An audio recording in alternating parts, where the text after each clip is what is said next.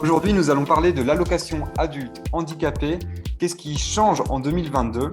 Nous verrons plus spécifiquement les changements concernant la règle du couple et l'augmentation de 16 euros le 1er avril 2022.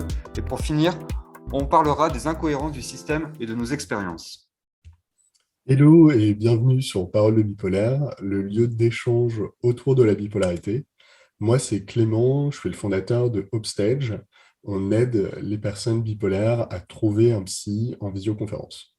Et moi, c'est Julien, je suis un coach spécialisé dans l'accompagnement des bipolaires qui va aider les bipolaires justement à mieux gérer, mieux vivre la bipolarité tout en ayant une vie qui est inspirante pour eux. Et donc aujourd'hui, on va parler de l'allocation adulte handicapé. On l'appelle aussi AAH pour si jamais on l'utilise dans la vidéo, que vous puissiez suivre. En fait, Julien, est-ce que tu peux nous expliquer ce que c'est que l'allocation adulte handicapé? Yes. Alors du coup, l'allocation adulte handicapé, c'est vraiment une prestation sociale qui va être versée soit par la CAF, soit par la MSA en fonction de votre régime.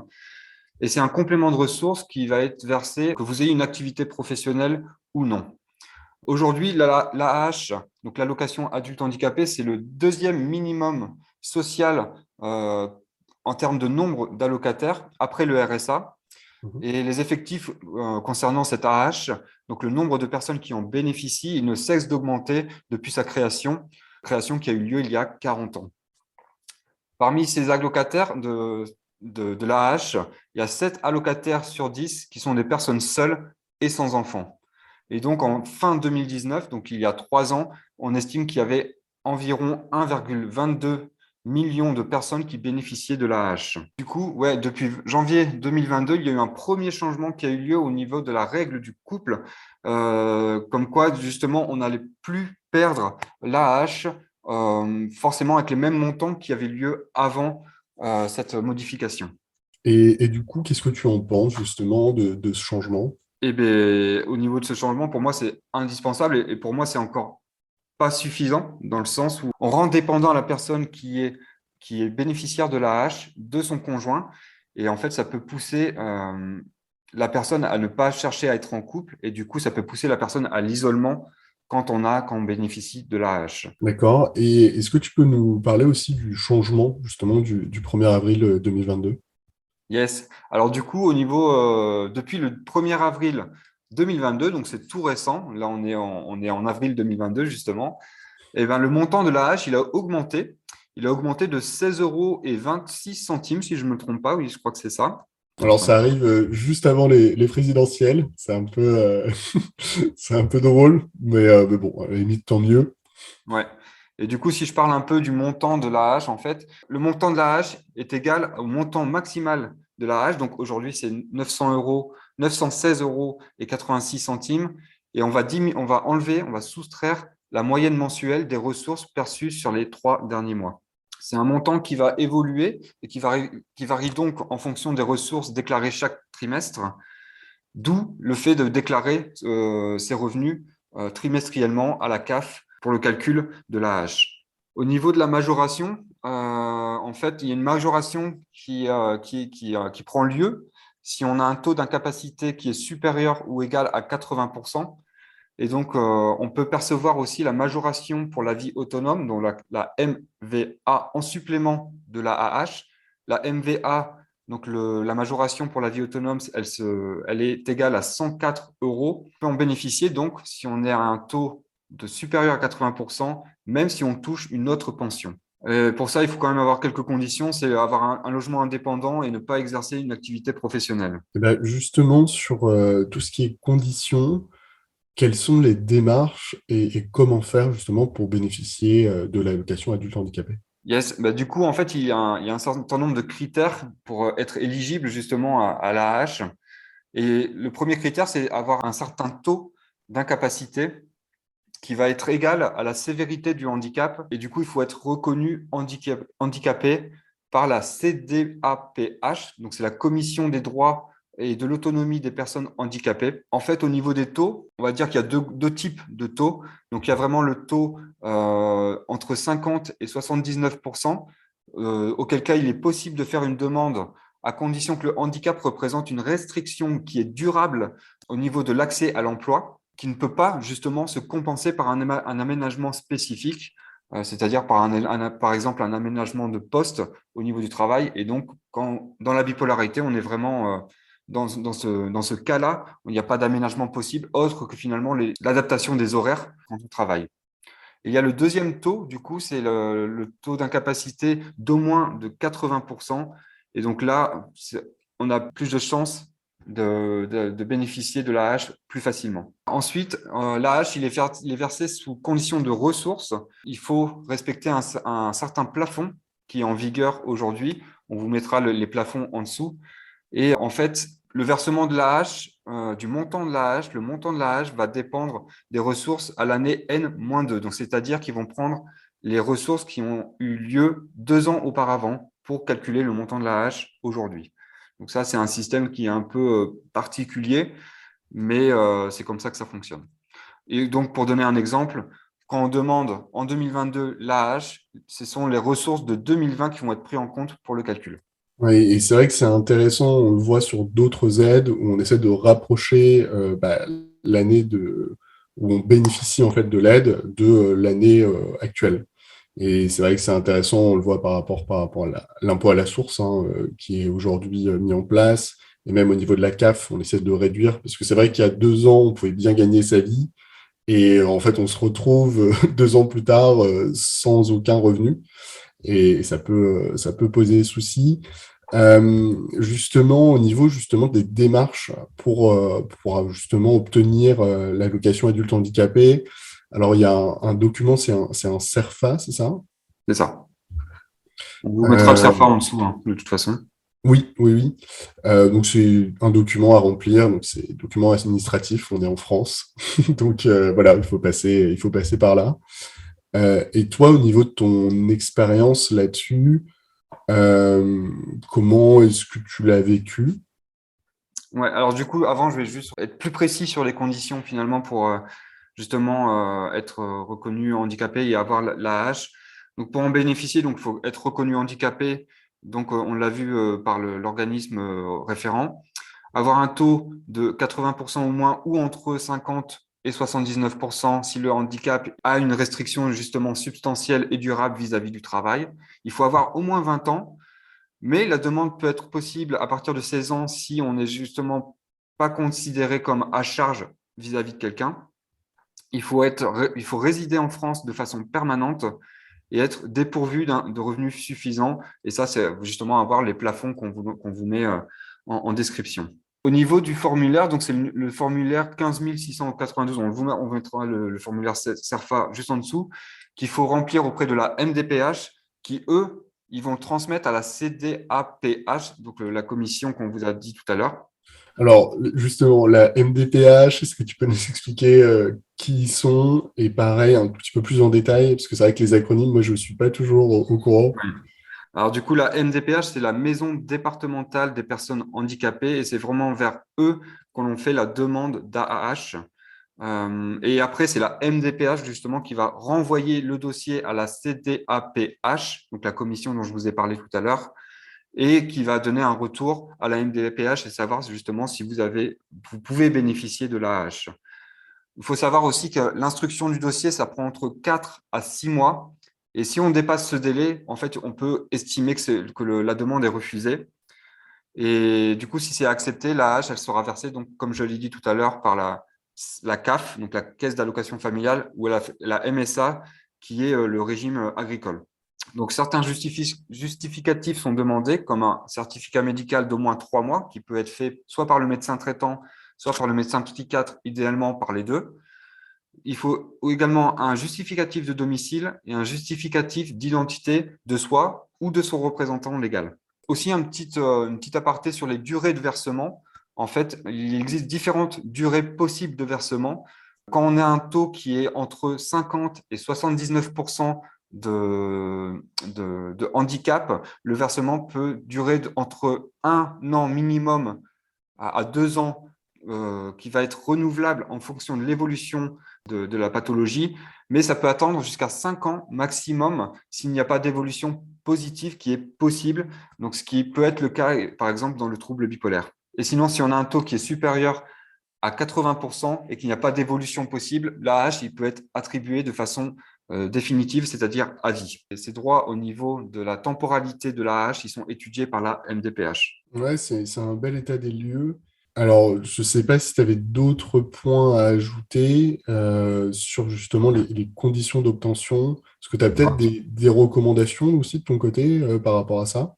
Mais ouais, moi de mon côté, ce que je recommande, c'est vraiment d'aller voir son médecin traitant et de faire les liens en fait entre médecin traitant, médecin psychiatre et aussi, moi, ce que j'avais fait justement avoir la l'AH, j'ai fait une lettre par ma psychologue qui peut faire aider justement à l'obtention de la l'AH, aider à la décision dans ce sens.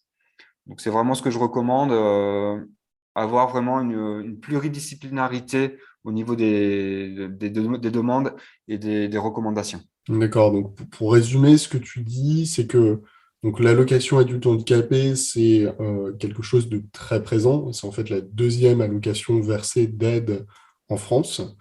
Il y a un certain nombre de conditions pour pouvoir en bénéficier. Le fait d'être résident français, de vivre en France de manière permanente, et ensuite, bien sûr, d'être atteint d'une pathologie et donc d'être considéré comme travailleur handicapé. Donc, c'est entre 50 et 79% pour obtenir environ 900 euros d'aide par mois, qui sont calculés en fonction des revenus d'il y a 2 ans, donc en N-2. Et ensuite, si vous avez un taux d'invalidité qui est supérieur à 80%, il va y avoir une majoration sur cette aide pour l'augmenter. Il y a un certain nombre de conditions à faire, ça prend du temps, il y a beaucoup de démarches administratives, notamment il faut le faire avec votre psychiatre, votre médecin. Plus vous avez en fait de personnes qui vous aident et qui se portent caution de votre invalidité, plus vous avez de chances de l'obtenir. Les démarches sont assez longues, entre 4 à 6 mois.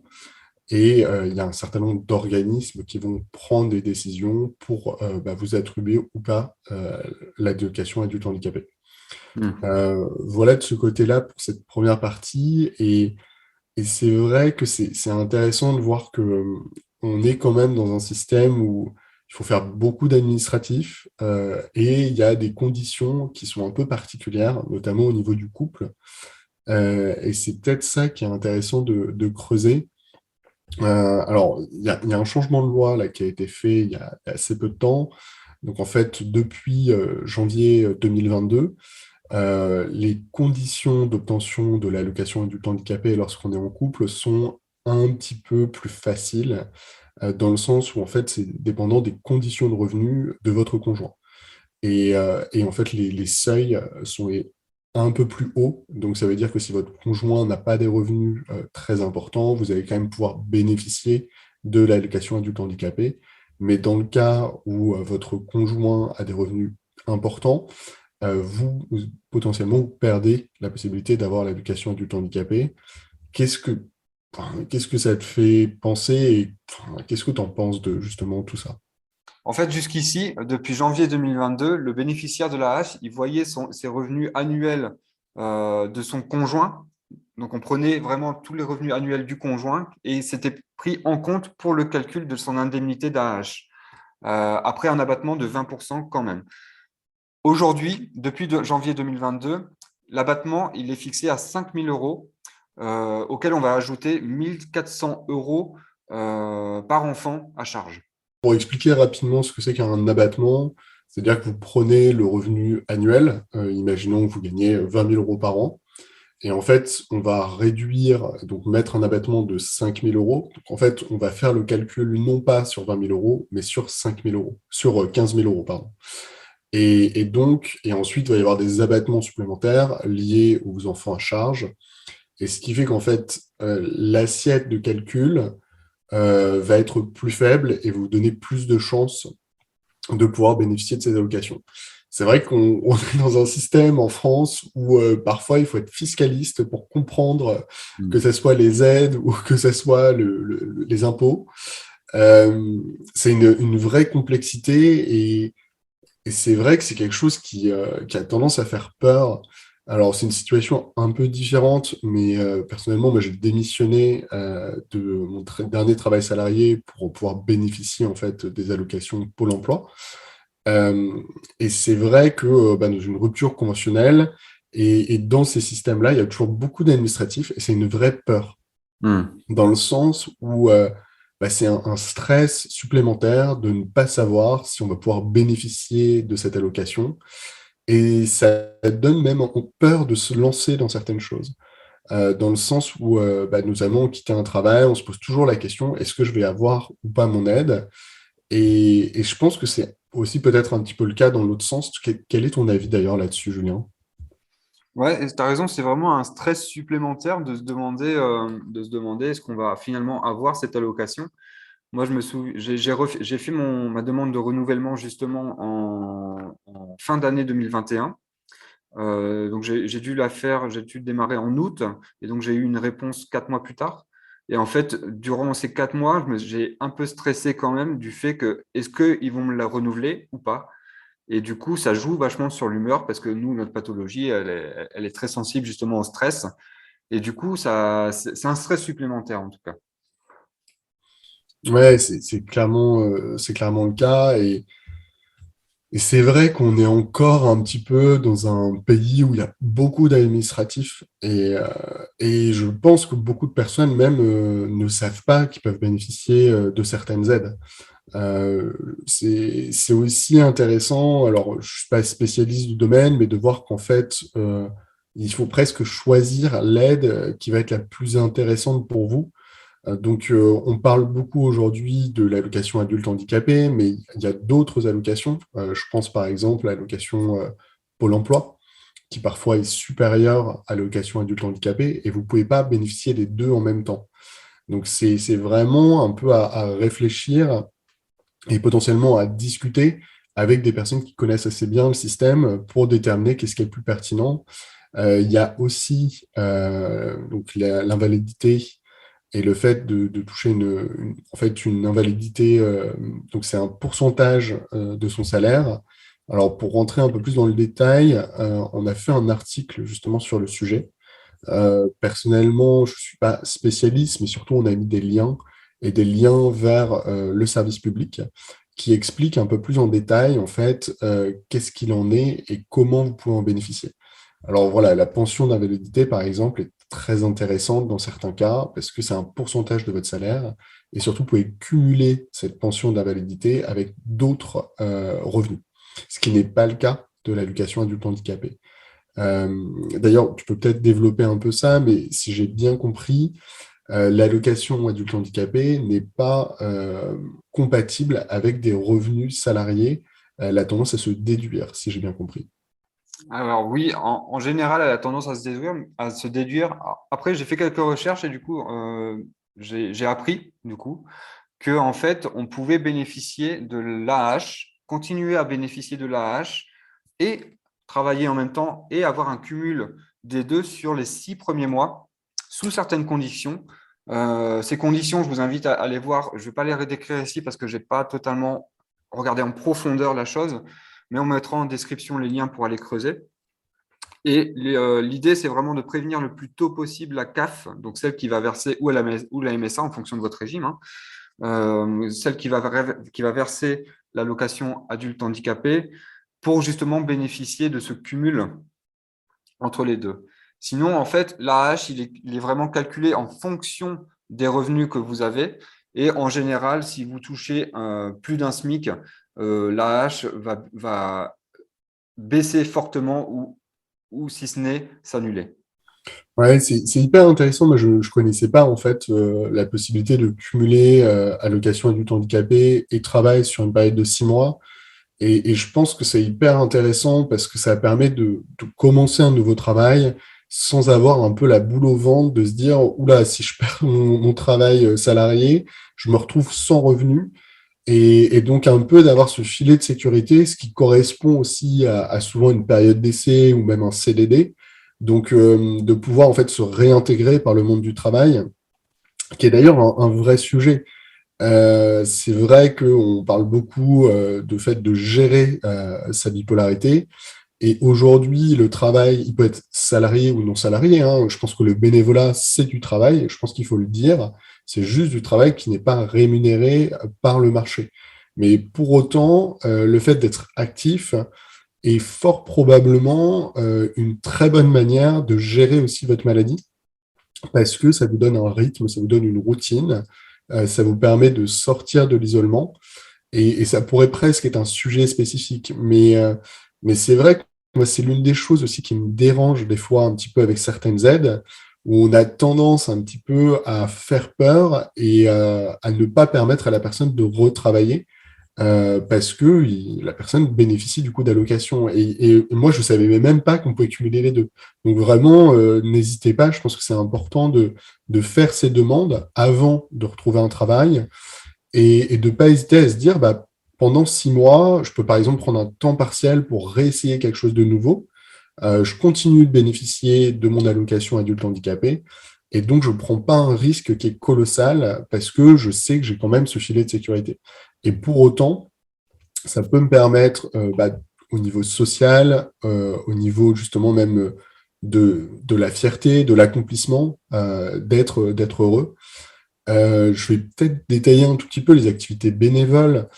Moi, je trouve ça extraordinaire de se dire quand même qu'on peut aussi donner son temps. Et vous pouvez le faire avec une association. Il y en a énormément qui existent. Et c'est, je pense, une très bonne manière aussi de remettre le pied dans le monde du travail. Dans le sens où c'est un peu plus bienveillant généralement, même s'il y a des très belles entreprises, et il ne faut pas l'oublier. Mais c'est quand même un peu plus facile et c'est ce que j'aurais tendance à recommander, surtout si vous avez arrêté de travailler depuis longtemps. Par exemple, nous, chez Upstage, enfin, il y a une communauté en ligne et vous pouvez, entre guillemets, contribuer un petit peu à votre rythme, juste, par exemple, en organisant des cafés-rencontres. Et c'est des choses où, voilà, vous ne prenez pas un engagement de 20 heures par semaine, c'est peut-être dégager 1 heure par semaine, 2 heures par semaine dans un premier temps et déjà se sentir utile, d'avoir quelque chose de super. Et le fait d'aider les autres, comme on le dit, ça me permet de s'aider soi-même. Je ne sais pas ce que tu en penses, toi, est-ce que tu as eu un petit peu des activités dans l'associatif? Hmm. Au départ, après ma bouffée d'éléphant aigu, ça avait été dur, notamment par rapport à une fatigue de fond qui était assez importante. Et justement, je me suis tourné vers le bénévolat pour me réinsérer tranquillement dans la vie sociale, me sentir utile. Et oui, je pense que c'est vraiment une chose qui est importante à ce niveau-là. Et que c'est vraiment un palier aussi, ça peut être un palier pour retrouver un travail après, avec moins de pression, mais en restant actif et en se sentant utile au quotidien. Est-ce que toi, tu avais d'autres choses qui te venaient à l'esprit, notamment bah, justement par rapport aux incohérences? Oui, alors du coup, je vais parler un petit peu de la hache et de la retraite.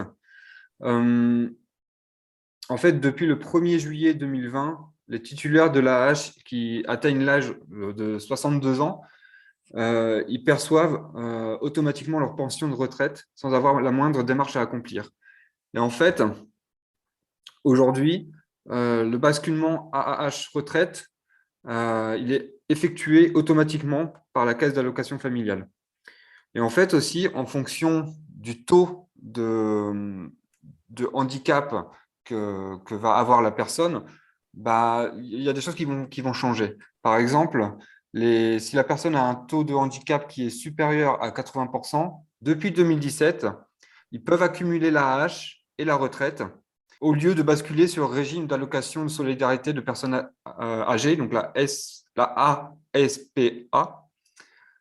Et pour ce qui est des personnes qui ont un taux de handicap qui est entre 50 et 79%, elles ne peuvent pas accumuler, comme ceux qui ont un taux de handicap à plus de 80%, l'AH et la retraite. Et donc, ces personnes-là, qui sont entre 50 et 79%, vont, eux, basculer dans le régime de l'ASPA au départ à la retraite. C'est bien compliqué tout ça, c'est impressionnant quand Et même de voir toutes c'est les assez terminologies. compliqué, mais finalement, si on simplifie un peu les choses, finalement, il existe vraiment 3 taux de handicap, donc ceux qui sont inférieurs à 50%, auquel cas il n'y a pas possibilité de toucher la hache. il y a ceux qui ont entre 50 et 79% d'handicap. Et en fonction justement de cet handicap et des répercussions que ça a sur sa vie, il y a la possibilité de toucher la hache. Et après, il y a ceux qui ont un taux de handicap qui est supérieur à 80%, à qui finalement il va y avoir la possibilité quasi systématiquement de toucher la hache. Oui, et c'est vrai que c'est intéressant et ça, c'est des démarches à effectuer. Euh, Peut-être pour résumer un petit peu ce qu'on s'est dit aujourd'hui, on a pas mal parlé des incohérences et du fait que c'est compliqué lorsque vous êtes en couple de savoir exactement combien vous allez continuer de toucher avec l'allocation adulte handicapé. Et c'est vraiment des choses où il faut, je pense, se rapprocher d'un spécialiste. Je pense, par exemple, soit contacter la CAF directement pour leur demander des conseils et de vous expliquer comment ça fonctionne. Vous pouvez aussi contacter une assistante sociale. La Et, MDPH. pardon? La MDPH aussi. La MDPH, exactement. Posez vos questions, n'hésitez pas à les appeler. L'objectif étant de réduire le stress parce que toutes ces allocations, tous ces calculs, c'est quelque chose d'assez stressant. Et en tant que bipolaire, l'objectif étant de réduire au maximum son stress, il vaut mieux pas en avoir. Donc, essayez de prévoir un petit peu ça. Quelque chose qui est assez important aussi, c'est de comprendre que ces allocations, elles dépendent, comme tu le disais, donc du pourcentage d'invalidité, que tu as très bien résumé, donc je ne le referai pas. C'est des choses qui sont dépendantes, bien sûr, des politiques et du gouvernement en place. Et on voit que c'est des allocations qui évoluent et les lois vont modifier celles-ci dans le temps. C'est une allocation qui est la deuxième allocation touchée en France. Il faut respecter un certain nombre de conditions pour pouvoir l'obtenir, notamment de résider sur le sol français. Et en fait, vous allez avoir la possibilité, en fonction de votre pourcentage d'invalidité, d'avoir plus ou moins d'argent. Il faut aussi que vous réfléchissiez à quel type d'allocation vous voulez toucher. Est-ce que c'est l'allocation adulte handicapé qui est la plus pertinente ou pas pour vous financièrement? Parfois, ça peut en être d'autres. Je pense notamment à Pôle emploi. Donc tout ça, c'est des calculs qui sont assez complexes. Demandez de l'aide, notamment aux services appropriés. Posez-vous aussi les bonnes questions avec votre couple. Parfois, il faut se poser la question lorsque vous êtes en couple, est-ce que vous allez en fait rejoindre, enfin vous allez vous paxer, vous allez vous marier, quel est l'impact que ça va avoir, notamment sur vos revenus. Pareil, c'est des choses à calculer. On en revient vraiment à ce côté où c'est très complexe, on ne sait pas trop où aller, comment faire. Et j'ose espérer que ça sera simplifié, mais on a déjà essayé, grâce à Julien qui a bien recherché le sujet, de vous expliquer tout ça de la manière la plus simple possible. Prenez aussi en compte quelque chose, c'est que les demandes pour obtenir ces aides prennent du temps. Et une dernière chose, c'est qu'on a appris ensemble que l'on pouvait travailler pendant 6 mois et pour autant bénéficier des allocations adultes handicapés. Donc, profitez de ça pour essayer de retrouver un travail salarié ou trouver un travail en associatif. Le travail, c'est pas uniquement gagner de l'argent. Ça va être aussi avoir du lien social et pouvoir en fait s'intégrer et créer de nouvelles routines. Donc, il ne faut pas uniquement faire le calcul dans la gestion de vos popularités, pas uniquement faire le calcul de manière économique. Il faut aussi savoir ce qui qu'est-ce qui va vous faire du bien et qu'est-ce qui va faire que vous allez être mieux dans votre vie. Donc, on parle beaucoup d'aspect économique, mais réfléchissez aussi à ça.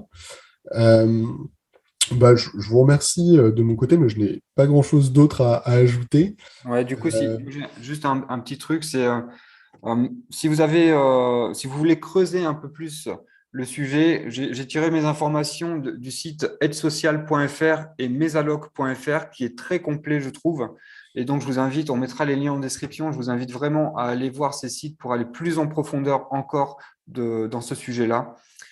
Merci beaucoup de nous avoir suivis aujourd'hui et merci beaucoup pour votre temps. Ça nous a fait très plaisir en espérant qu'on vous a aidé à comprendre un petit peu mieux l'allocation adulte handicapé.